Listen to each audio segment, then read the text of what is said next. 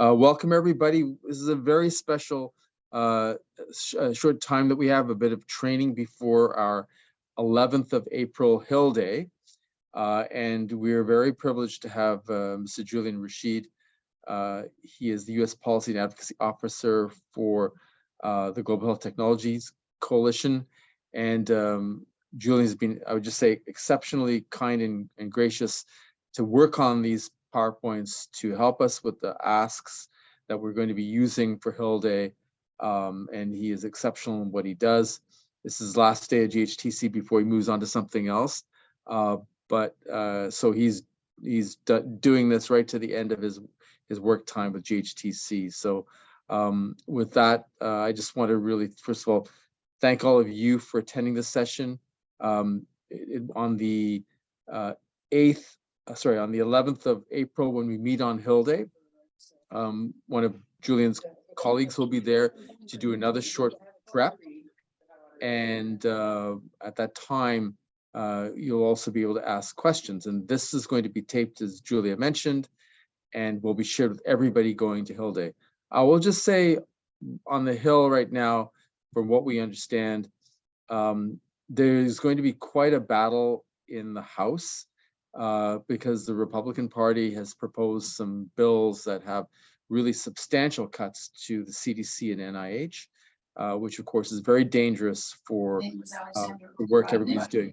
And if you're not on, sorry, I think Marlene, you may be not muted. Whoever, could everybody please mute their, could everybody please mute their mics? Thank you very much. Thanks, Marlene. So as I was saying, there's going to be quite a battle on Capitol Hill for funding. So it's a dangerous time. So advocating right now for the funding and the asks that we have in our talking points is going to be really important, and that this be part of a process that we continue. But I will stop there, hand it over to Julian. And again, Julian, from all of us at CUGH, thank you very much for all the amazing support you've given us. And we're very lucky to have you here. And so please take it away. Well, Keith, thank you so much. And, just want to say the privilege is mine. I know I'm talking to a lot of people who are doing the actual work of global health research. And so I think oftentimes you make the best, advocates for this work, since you're sitting so closely to it. But just to give a bit of background, as Keith mentioned, I'm with the Global Health Technologies Coalition, and we're a coalition of about 45 organizations. All of our organizations are focused on, many of them are nonprofits. We do have a few aligned businesses and a few universities as well. But all of them are focused on, developing, again, technologies for global health. And as part of that, we're close partners with CUGH, and, really, really appreciate that partnership, and really excited about the opportunity today just to talk about, how we can successfully advocate for global health research. So I'm just going to jump in. I've got a lot of slides. I'm thinking they might take about 30 minutes, and then hopefully we'll have some time for questions at the end. But yeah, so let me just start. And I want to start with thinking about, want to kind of like frame this whole conversation around a central question. And that question is, how do we effectively encourage Congress to increase funding for global health research, which is a simple question, but it's also, big question. But I want to promise you that the answer is not that complicated.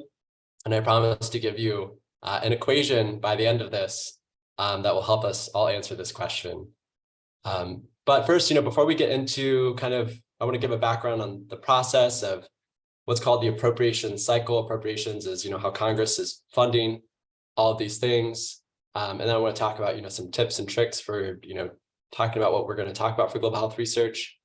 But before I get into that, I do want to just briefly touch base on what the asks will be for this year. And Keith and team are definitely going to, send these out, so you'll have these in copies. So don't worry about trying to write everything down. And I think we'll probably be able to share the slides after this as well. But just want to talk through what some of the requests are for this year for CUGH. And these requests are spread across two main bills. So as a bit of background, I'll get into this later, but the funding process, there's 12 total bills that go through Congress every year to fund the US government, to fund a lot of this really important research. And there's really two main bills that we'll be focusing on, as part of our advocacy. And the first bill is called Labor, Health, and Human Services, Education and Related Agencies. I've shortened it here and it's LHHS for short. So you'll see the acronym throughout, and just know that that's just one of these bills that contains funding for a lot of these agencies that we care about.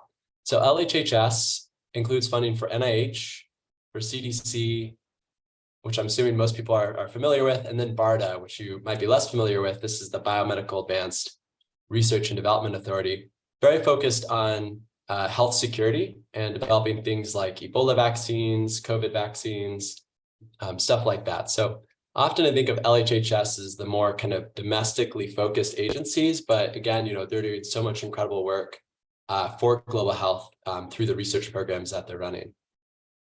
So I'm not going to go through these in detail because, again, we'll follow up, I think, with the kind of request in a PDF format or a Word format afterwards. But the second bill that we really care about is state and foreign operations. And this is the foreign policy kind of programs of the US government. So the primary thing here is the US Agency for International Development, or USAID for short. And they have global health programs under USAID. And yeah, and there's also WHO funding. There's funding for a whole lot of other things in those bills. But again, I'm not going to go all into the weeds. One last thing I do want to mention that's important, you'll see what we're advocating for as part of this cycle over the next month is for fiscal year 2024 funding. So just as context, right now, we're in fiscal year 2023. That technically ends on September 30th. And then in an ideal world, we would then go to fiscal year 2024 thereafter. So that's what we're trying to influence. So that's a bit on the asks, and I think we can circle back to these at the end if you all have any questions. But I think the question from here is, how do we get there? How do we get these increases? And I want to start by talking about what the appropriations process looks like, just so you have some context for what you're walking into. So this is a very, very broad and simplified version of the appropriation cycle. There's a lot of other sub-steps and parallel processes going along here as well. But just to really break it down into three main parts. Every year we see the president's budget request, which is supposed to usually come out in February. Sometimes it's a bit delayed. It was delayed this year. But essentially, this is the president of that time, and either he or she is putting out essentially their request to Congress for what they think their administration should be funded at. So, President Biden this year put out a request for, here's what he thinks NIH should be, here's what he thinks CDC should be. And then those requests go to Congress, where they don't technically have any legal impact, but they can have a lot of influence. So a president's request is a way for a president to signal, what their priorities are. But for us, it's important because sometimes, in our meetings with members of Congress, especially those ones of the same party, we can be like, see, we care about this program, and the president does too, because he also requested an increase in funding here. So that's just important context to know. But again, that's almost more of a formality. It's kind of, in 2023, it's a little bit more symbolic, the president's request. It's again, President Biden signaling what his priorities are, but Congress doesn't necessarily have to formally incorporate those at all into their deliberations. And frankly, a lot of members of Congress, might not even take a look at it, sadly. But from there, after the president's request, that really kickstarts congressional deliberations. Typically, these go from February until September. And this is the process we'll be talking about mostly today, the process that we're trying to influence. And then ideally, again, that fiscal year 2023 ends on September 30th. Ideally, Congress passes some laws and the president signs it into law on September 30th. As you all probably know, this process has not been followed a normal timeline for many years. More often than not, it gets delayed, but that's probably more detail than we need to get into today. So I do want to zoom in on the congressional deliberations component, because again, that's what we're going to be focusing on. So this is a breakdown of kind of the funding bills at large. And again, as I mentioned, there are really 12 major bills that are passed each year. Often they're grouped together in something called an omnibus, or sometimes they're put together in a few different packages and passed. But of those 12 bills, and this year, House Republicans do want to follow what they say, regular order. And so actually it might come out as 12 separate bills being passed. But either way, just know that it's always broken up into 12 components. And there are 3 components that we really care about. Again, 2 of them, we have funding numbers specifically for. So again, LHHS, really important, covers NIH, CDC, BARDA, as well as a few other important programs. State and Foreign Operations covers the State Department, USAID, covers that funding to WHO. Also, just as a technicality, USAID is technically part of the State Department, but I just separated them here for a little clarity.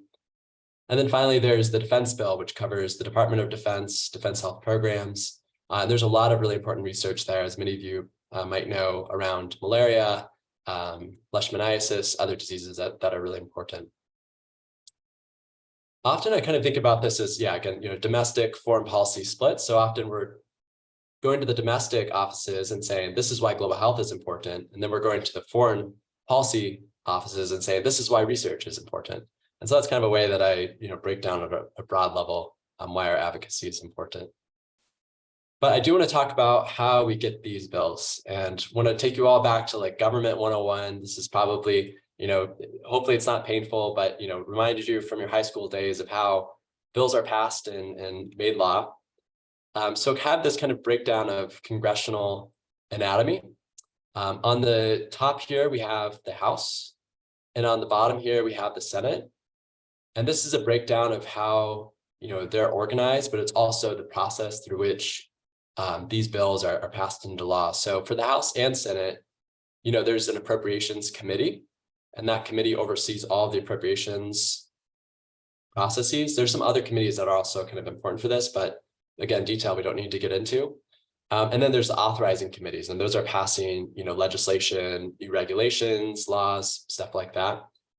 So the appropriations committees are, are very powerful in these chambers, and they're also made up of many different subcommittees. And the way that this works is, you have a new bill, let's say LHHS, starts in the LHHS subcommittee, they work on it, they deliberate, they pass something, it goes to the appropriations committee. In the appropriations committee, they're going to look at this bill that was sent to them. They'll do a thing called markup where they provide amendments, they vote on it, it goes to the House. The House, decides, might offer some additional amendments, eventually they'll pass it. And then the same thing happens on the Senate side. These 2 bills come to conference, and essentially the House and Senate negotiate over, finding a middle ground. And then, essentially that final bill then goes back through to be voted on in the House and Senate again. And then ideally, sent to the president for signature. But the reason I wanted to walk us all through this process is just because it's important to know that, the best moments for influence are early in this process. And so the offices that you'll be talking to, for the most part, are going to be on these appropriations subcommittees. And the reason it's best to start early is because as those bills move through kind of the pipeline, you build more and more consensus, and it's harder and harder to change things. So if you can get things, early on, that's usually the best time. And so that's why this, advocacy is so important at this specific time of year. So how do we influence these offices? How do we influence those members of Congress to, fund global health research, which we all know is very important? And that's what I want to talk about next. So let me shift to the next slide here. So just want to talk a little bit about what motivates members of Congress. And, ideally, I wish the world were more simple.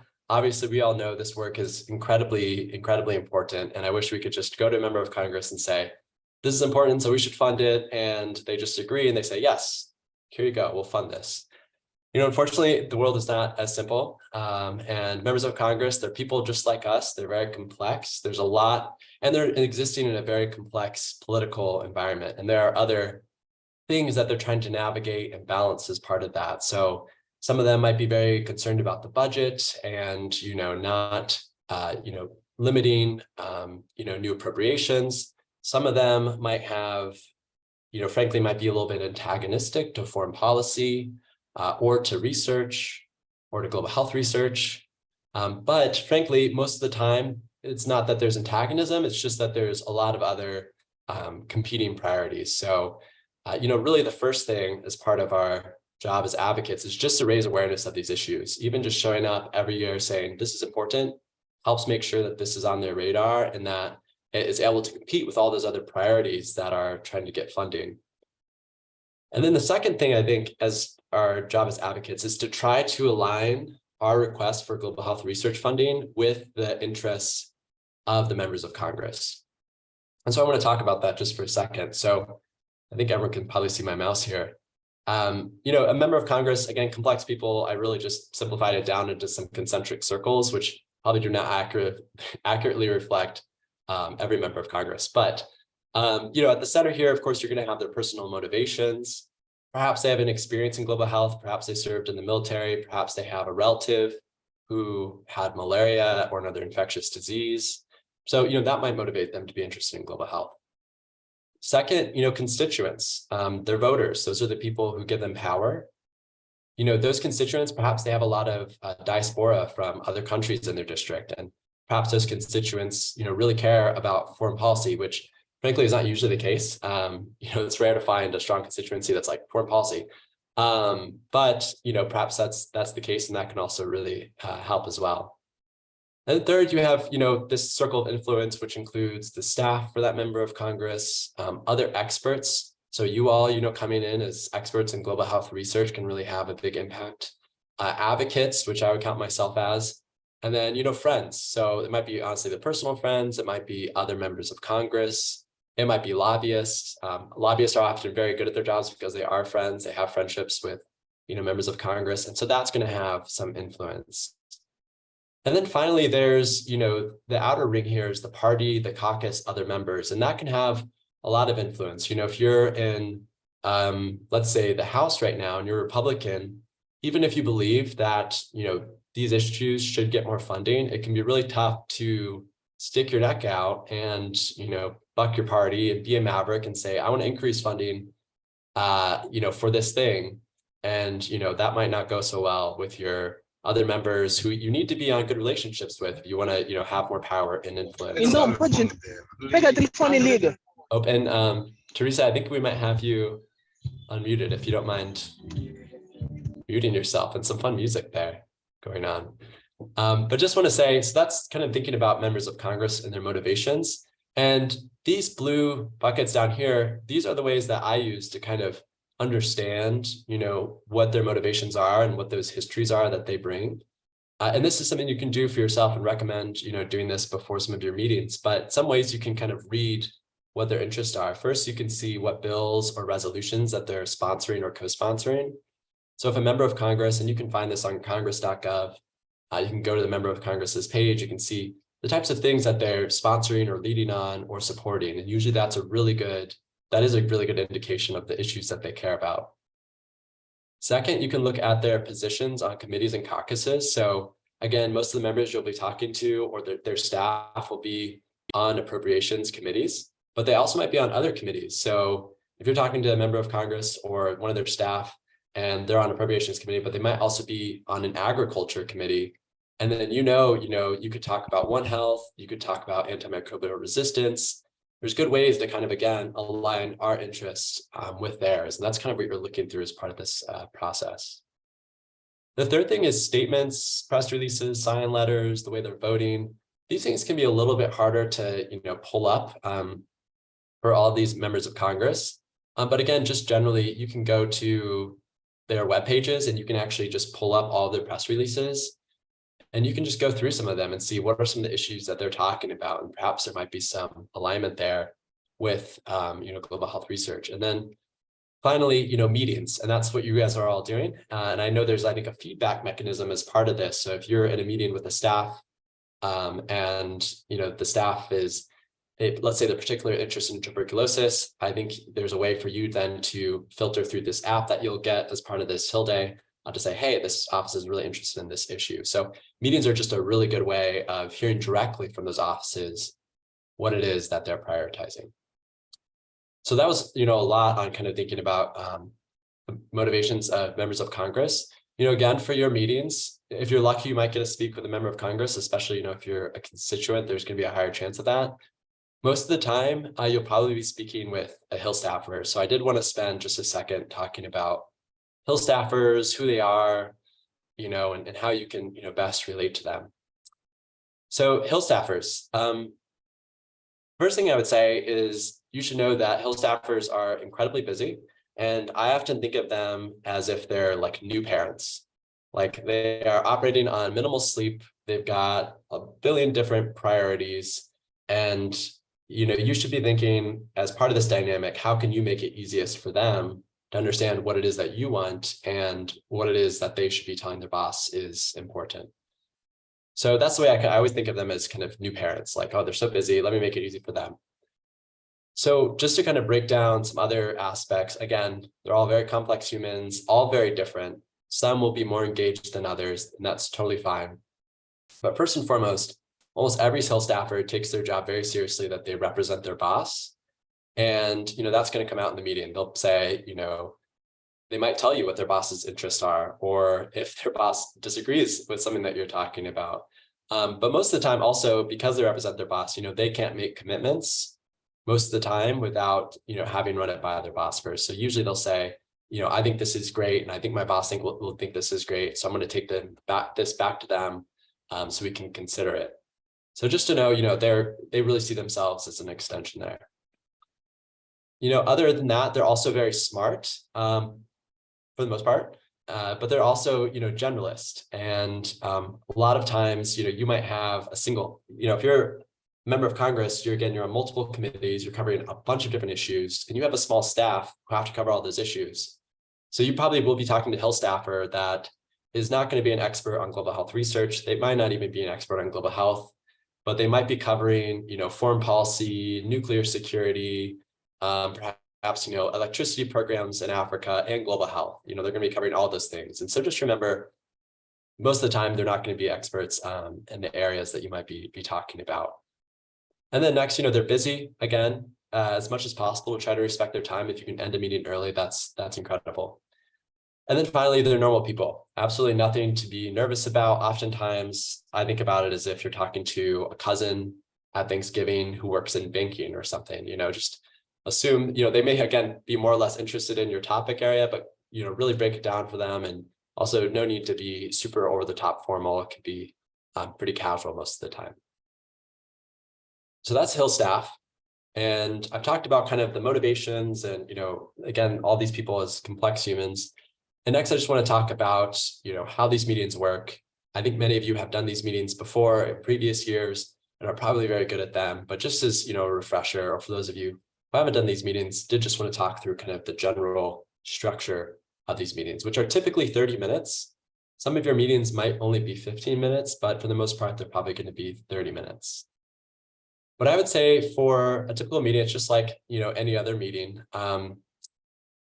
First, I guess I want to say from the top, a really good tip to know is that you're leading the show. So CUGH, requested these meetings with these offices. And so in a lot of ways, it's expected that you come into the meeting and you're the one who's going to walk the staffer. You've set the agenda. Here's what you want to talk about. Here's the priorities you want to go through. So don't look to the staffer to guide things. Know that you're kind of the one who's in control. So you get in the meeting, it's going to start with introductions, talk about who you are, where you're from, especially if you're from that state or you're from that district. And then it's always really good to show some gratitude, say, thank you for your time. I know you're busy. I really appreciate your boss's interest, or you can say your boss's support, especially if you know that their boss is supportive on these sorts of things. And typically as part of that intro, I'll ask also when they introduce themselves for them to tell me their level of familiarity with global health. And that can really help me know how much I should calibrate for how in depth I should go on some of these things. That's also a top tip, is to ask them, because most of the times, they won't tell you if they're not following along, because again, they're tracking a million different things. And so it's helpful just to ask from the top, how much do you know about global health or global health research? So next, review the agenda. Again, that's on you. I put 1 minute, but really that should just be like 10 seconds. And really the agenda is, hey, we're here today to talk about appropriations for the LHHS and SFOPS bills, and why global health research is an important aspect and why we need additional funding. And I'd love to give you some background first, and then, I can just talk about what our requests are. So really simple, just kind of state exactly what it is that you're there to do. And Hill staff really love that. They love knowing that the meeting has a direction, knowing that you're there and confident in what you want to talk about. And that's really helpful for them. So then after that, you can give some background. Again, if needed, you might be talking to a staffer who's more familiar. So try to gauge how much background you give based on what you hear from the top, from when you ask how familiar they are. Then you want to talk about your requests. Again, just walk through what your requests are, and then hopefully save some time at the end for questions. And then ideally, you'll end early. Again, they're busy people. And just don't forget to say thanks again at the end, at least for their time. And for their boss's interest or work on these areas. So that's the meeting. But that's not the very end of the meeting, because there is one more important thing to do, and that is follow-up. And this is really, really helpful for building those long-term relationships, and for those offices seeing you as an expert in your area and knowing to reach out to you when they have future questions. So I did just want to talk about that for a quick second. So following up, typically I would recommend, 2 periods of follow-up. First, after your meeting, about, 1 to 3 days, send a quick email and just say, thanks again for your time. I want to emphasize that these issues are really important. And then also offer yourself as a resource. Say, if you have any questions about global health or global health research, I'm here, happy to try to answer or to point you in the right direction. And that's just really helpful. They're meeting with like 20 or 30 people a week, and it's like they, by following up, you really help yourself stand out, and you can again begin building that long-term relationship, which can be great. And then in 3 to 6 months, follow up again if you can find an opportunity. So perhaps you learn that the staffer you talked to is really interested in malaria. You see an interesting malaria research update, and so you say, hey, I'm going to send this to the staffer. You send it to the staffer and say, hey, I thought you just might be interested in this. Keep it short and just say, hey, thanks again for your support on these issues. Again, I'm here as a resource if you ever need me.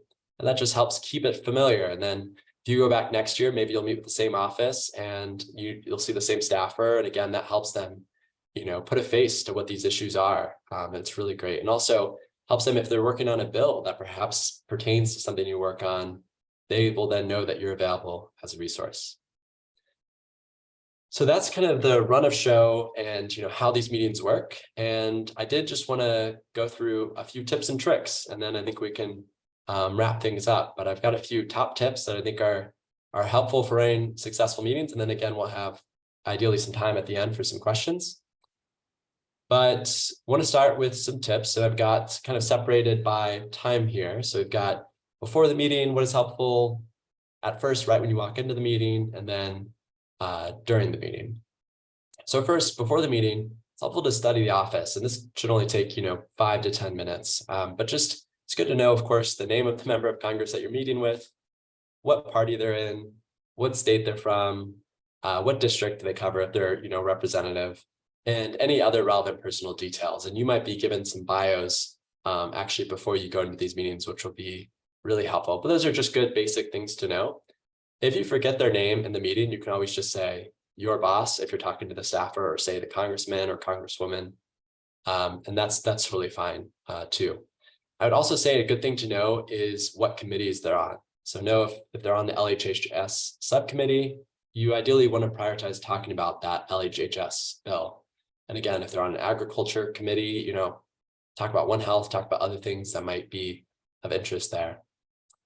Also, it's good to know who you're meeting. So are you talking with a staffer? Who are they? Where they sit in the office? That can, sometimes those details are a little bit harder to uncover, but just really helpful to know, and just good to know at a baseline their name for sure.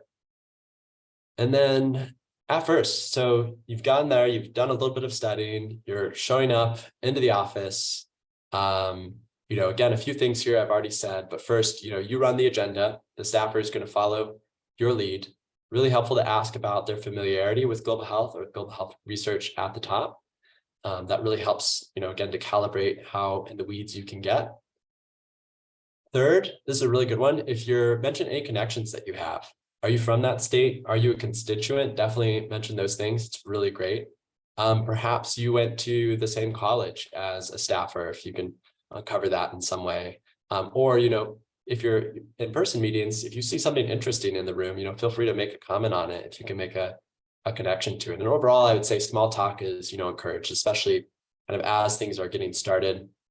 Really look for those opportunities for small talk, but also know to, keep it short. You don't want to take a 30-minute meeting and have 15 minutes of small talk. And oftentimes, it's really your role to kind of say, yeah, so let's introduce ourselves and then get things kind of rolling. Because again, you run the agenda.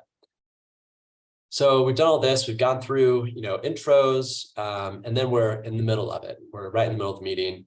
And my top tip here is really just to state your bottom line up front. And that's really helpful for the staffer.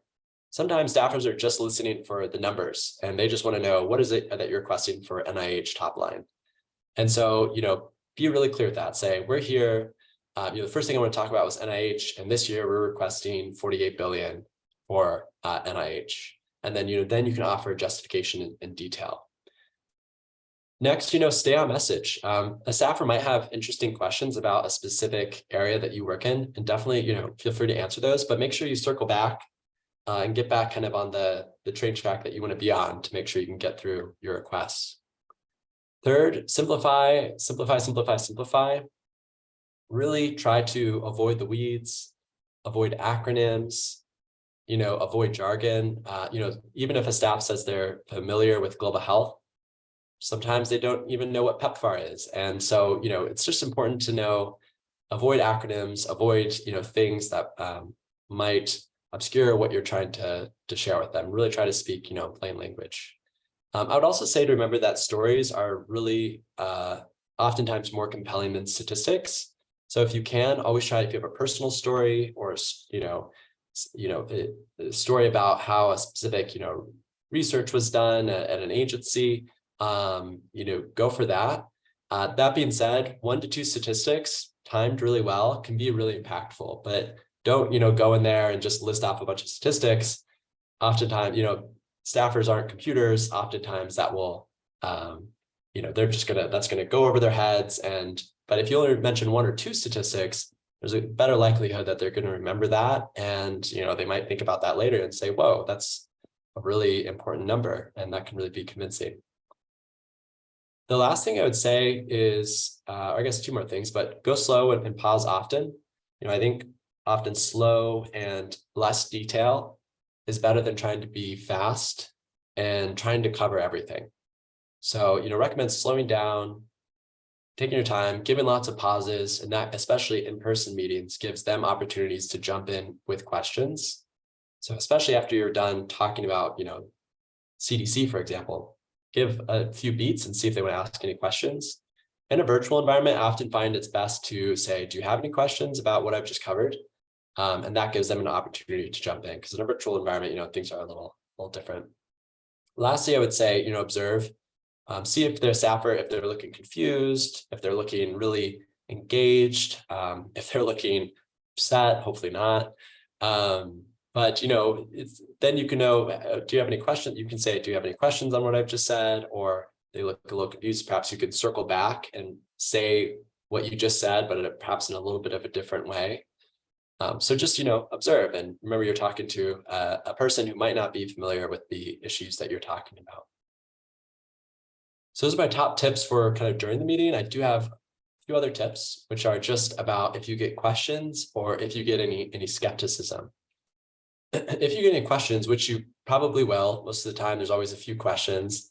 And they're getting an opportunity. They might be really excited to be talking to one of you who's an expert in, let's say, malaria research, and they might have some interesting questions about malaria research. And I think first and foremost, just remember that, you're the expert, and you can answer their questions. But also remember, if you don't know the answer, there's no reason to try to wing it. You can just do your best, but you don't have to bluff.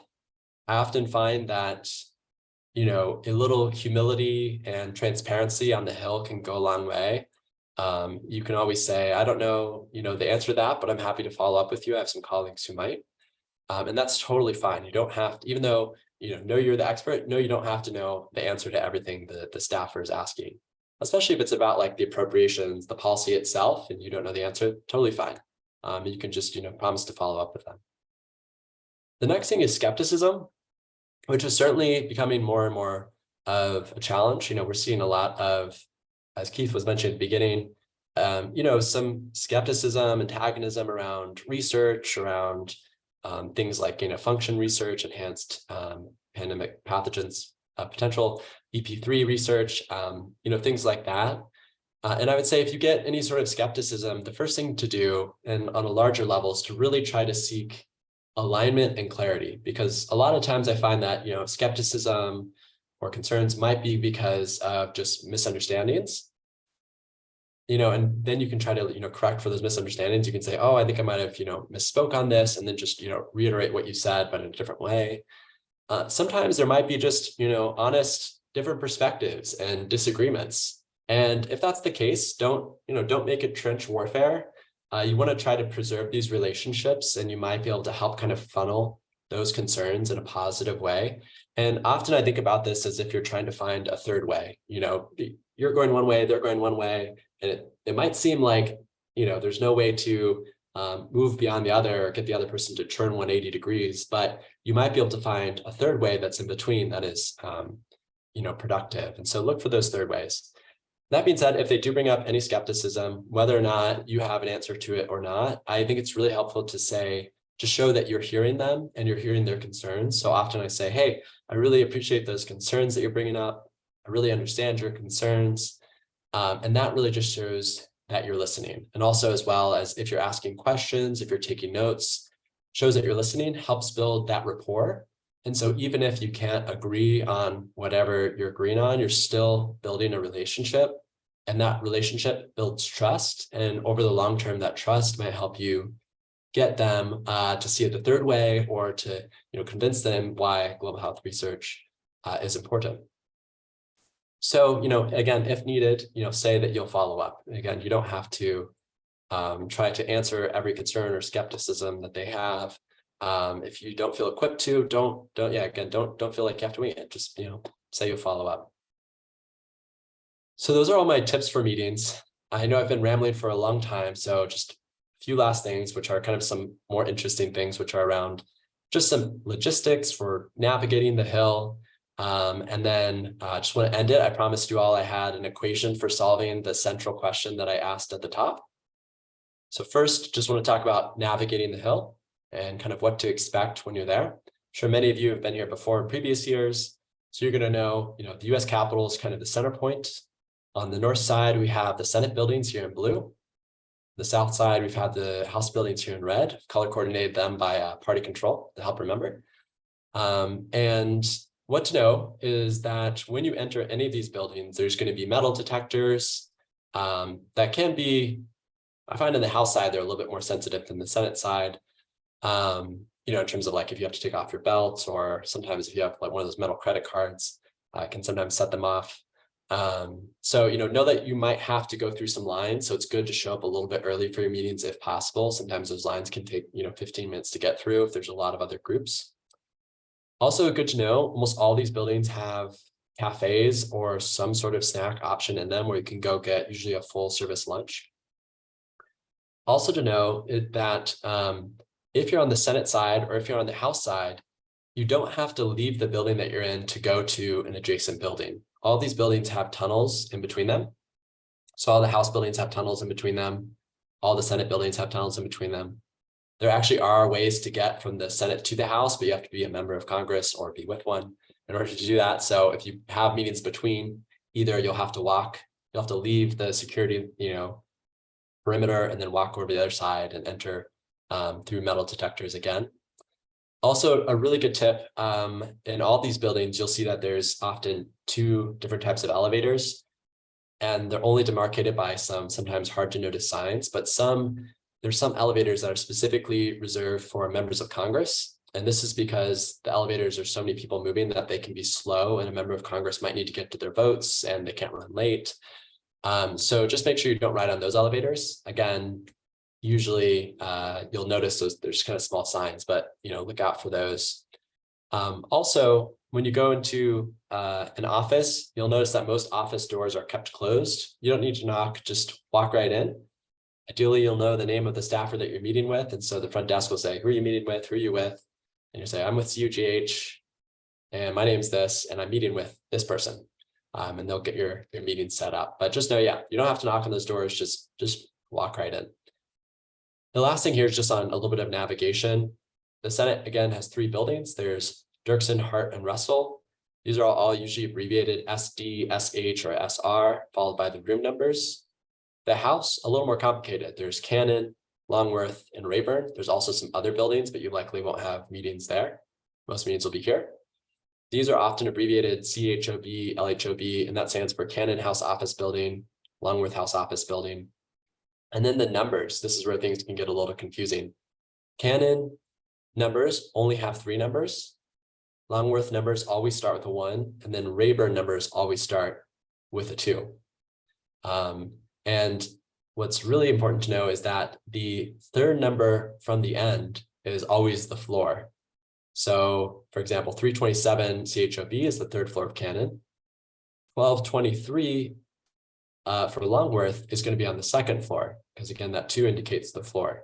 So that's just really helpful to know with getting around.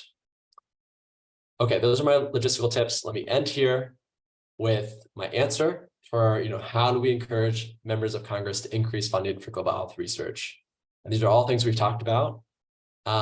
So, to start, you got to have a member of Congress who's interested in this, and perhaps you can pique their interest, but a lot of times it might be, personal histories or who they're friends with, trips they might have taken, things like that. Second, their position in Congress is really important. Are they on an appropriations committee? They'll have a lot more influence on funding than if they're on a different committee. Third, and this is us, this is, constituents, experts, friends, lobbyists. These are the people who also are, raising the profile of issues for that member so that they can decide whether or not to lead on it. And then fourth, repetition and follow-up. Every year coming into these offices saying this is important really helps, really important. I would say actually it's, the most important thing. And then following up, building those relationships over the long term. And the glue that really holds all this together is those relationships between all of these different players. Congress, like any institution, is really just a bunch of people that are working together, and so much of it operates just based on relationships that are built. And, my hope is that after this and you go to your Hill Day, you can start to become part of that process and start to be part of those relationships and help to influence this process. So when all these things fall into place, this is when we see the outcome that we want to see, which is, increasing funding for global health research. So let me stop there. I have talked so much and probably put a few people to sleep. Hopefully it was a little interesting, but happy to take any questions. And Keith, want to see if, I'm assuming we want to record this part, but maybe you want to end the recording. What's your take? Well, thank you. First of all, Julian, that was really outstanding. And we were all at the edge of our seats. Okay, so no one is asleep. They're all fighting to answer questions. So if it's okay with everybody, we'll keep recording it. And because I think everybody would be many would want to ask questions that people are going to pose right now. So I'll hand it back to you, Julian, and we'll keep recording if that's okay with you. Yeah, absolutely. Right? Okay, splendid. Absolutely. All right. And I'll let you to it. And I'll just say goodbye and just thank everybody. I have to run to a doctor's appointment right now, but Julian, thank you again so much. We wish you the best, and we're in touch. You're not going far. I'm not going far. You did an outstanding job, Julian, honestly. Well, thank you, Keith. I really appreciate that. Yeah, it was really brilliant. Thank you. Appreciate that. Yeah, so yeah, happy to take any questions, and thank you, Sri. I think hopefully I'm saying your name right. Thanks for that. Appreciate it. And maybe everything was I've got a question, yeah. Julian. This is Peter Berman. Mm-hmm. How in the development of this legislation and the interaction with the president's budget proposal, how do new initiatives get attention? There are 2 things that have really emerged other than the routine global health business. One is the COVID response internationally. The US is funding the new pandemic fund that the World Bank is managing. The other is in the president's budget. I took note of the fact that he called for a new global health worker initiative and $1 billion allocation to that.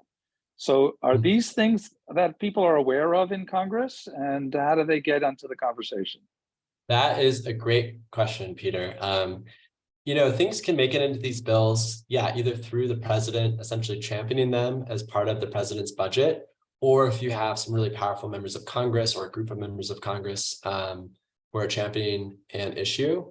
It just exactly as you said, either, this could be a new initiative that catches the eye of the administration. So, you can advocate to, officials in the administration, we're focused on Congress here, but certainly those relationships and influencing the president's budget is also part. So our group, GHTC, every August, we actually meet with what's called the Office of Management and Budget that is part of the White House.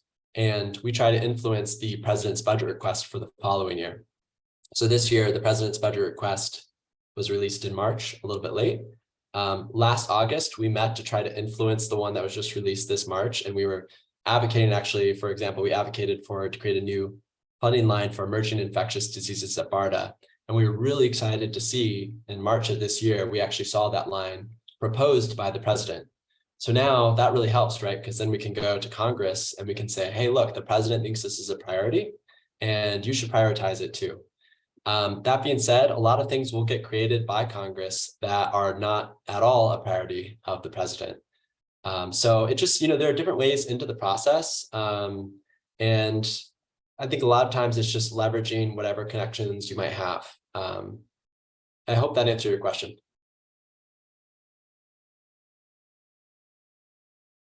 Can I go next? Yeah.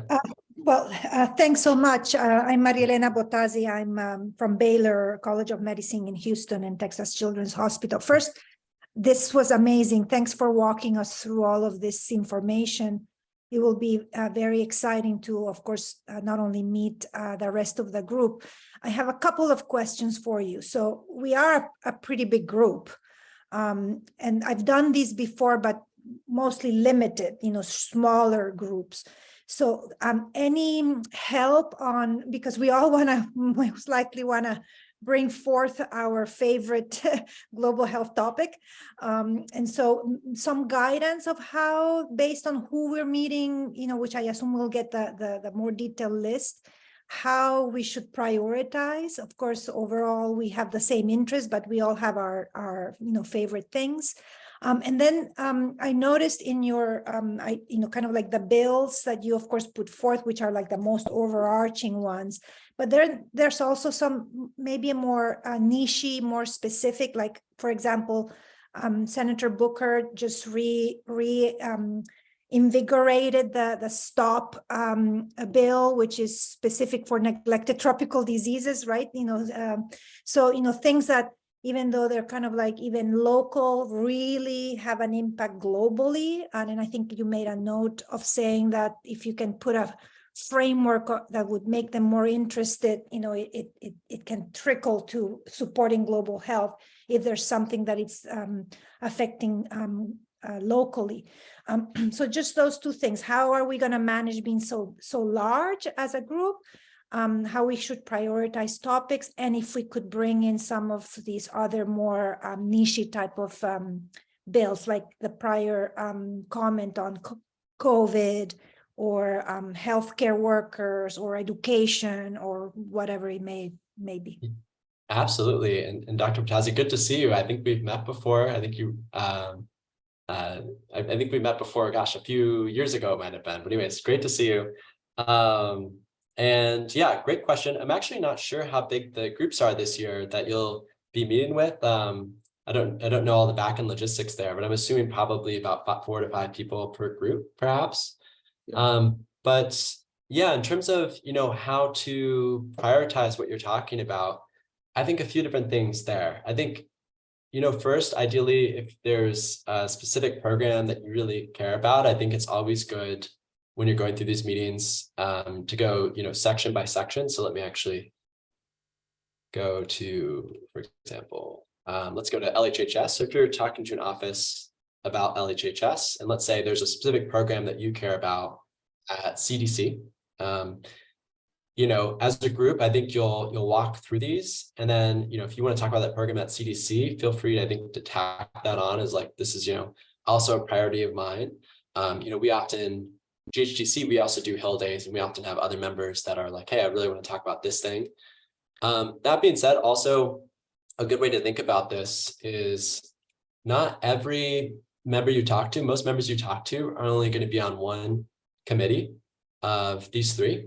Some of them might be on multiple, especially if they're in the Senate, but usually they'll only be on one. So just know if you're really prioritizing, let's say, a program at CDC, you really want to talk about that with the offices that are on the LHHS subcommittee, because they're going to be the ones who really have the power to influence your priorities. So it might be helpful to do a little pre-planning before your Hill day to see the offices that I'm talking to, what committees are they on, and then you can know, when is the best time to really bring up the specific sub-priorities that you might have. The other thing is to know, you were mentioning some of those other side initiatives, and I think you might be talking about the Stop NTDs bill with Senator Booker. Yeah, so great question. At a high level, these Hill meetings where we're talking about funding amounts. And so we're talking to a lot of people on the appropriations committees. That being said, there are a lot of other authorizing committees. And just so you know, the Stop NTD bill and many other bills that, they might include a funding number, but they're actually, this is getting a little complicated, they actually don't technically, they're not creating actually new funding. In a way, what they're doing, if you have an authorizing piece of legislation, it's authorizing the funding for then the appropriators to appropriate it later on. So for a lot of those bills, definitely okay to bring up with some of the appropriators. They're going to have a little bit less power over that. That being said, you also might be meeting with some offices that are on these authorizing committees. So if they're on the House side, they might be on the House Foreign Affairs Committee, or if they're on the Senate side, they might be on the Senate Foreign Relations Committee. And again, those are committees separate from the appropriations, and they oversee those pieces of legislations like Stop NTD. And if you're meeting with an office on one of those committees, or just on an authorizing side in general, definitely feel free to, I think, offer those, additional bills that you think are important. I hope that helped, but I think basically the main message here is try to match what your request is to whatever position that member of Congress is in. That being said, they're flexible, and if they're on authorizing, so they're flexible. So don't worry about trying to get it exactly right, but I think that can help with being the most effective. And then I think you had asked, sorry, Dr. Patazi, I think I forgot what your second question was. I thought I wrote it down, but it was.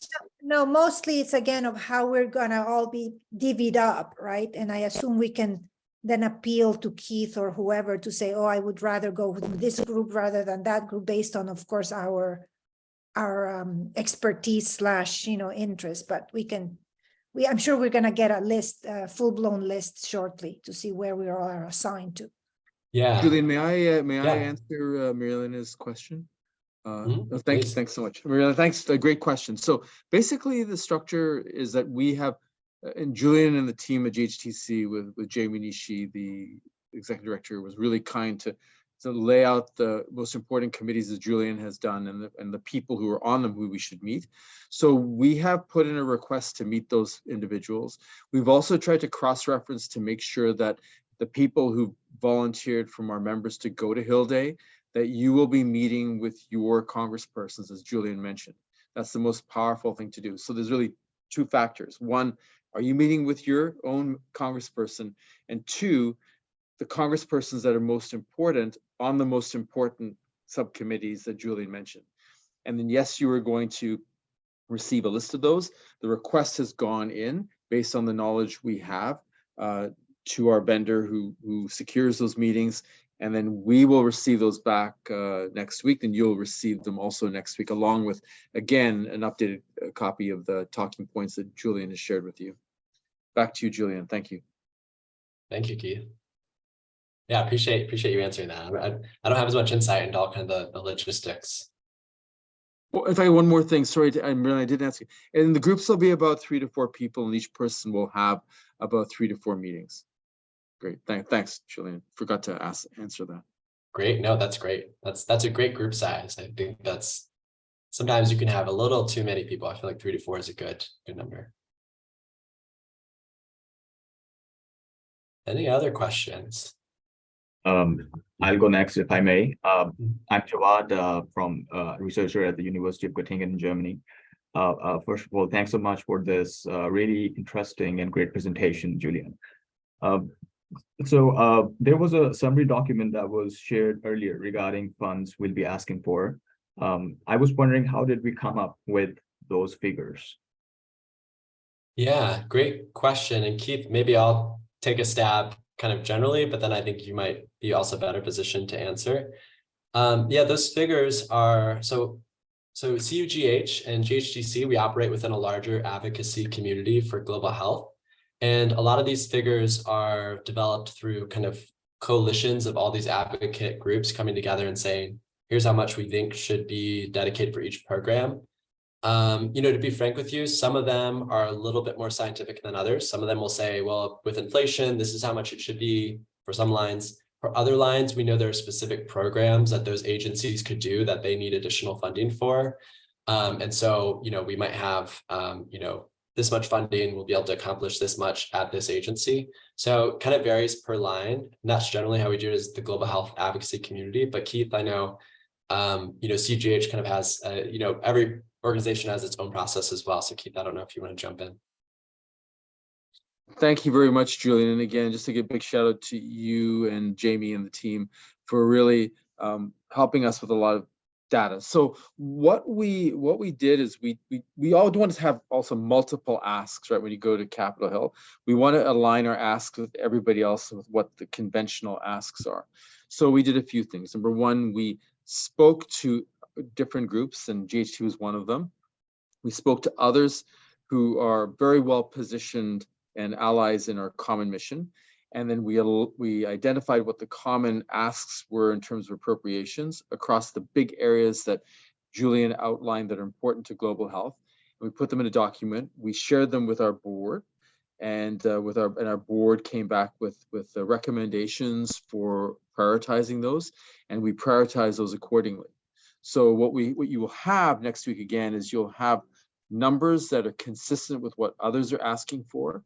They relate directly and specifically to the big ticket items like CDC, NIH, all DD, all of the big areas that Julian mentioned, and they're clear. So those talking points have very clear asks on the top, and that'll be the summary, and then you have other talking points below that will be additional information if you care to share it or wish to know more about the information. But that's how we found out what the numbers are. And hopefully that'll be our most powerful and effective asks, that congresspersons are not getting a different asks from different people, which is always a mess, right, Julian? That's exactly right. I would say the most important thing here is that alignment between all of our different organizations, CUGH, GHTC, but then there are, dozens and dozens of others that are all aligned on these numbers. And that's, really helpful for members of Congress. Great, thanks so much.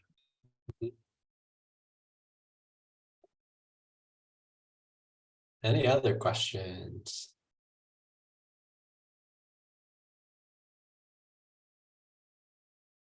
And I know we are coming up to time here. I think we're actually at time, but happy to answer one more question if there's anything else. If not, maybe we'll close it up.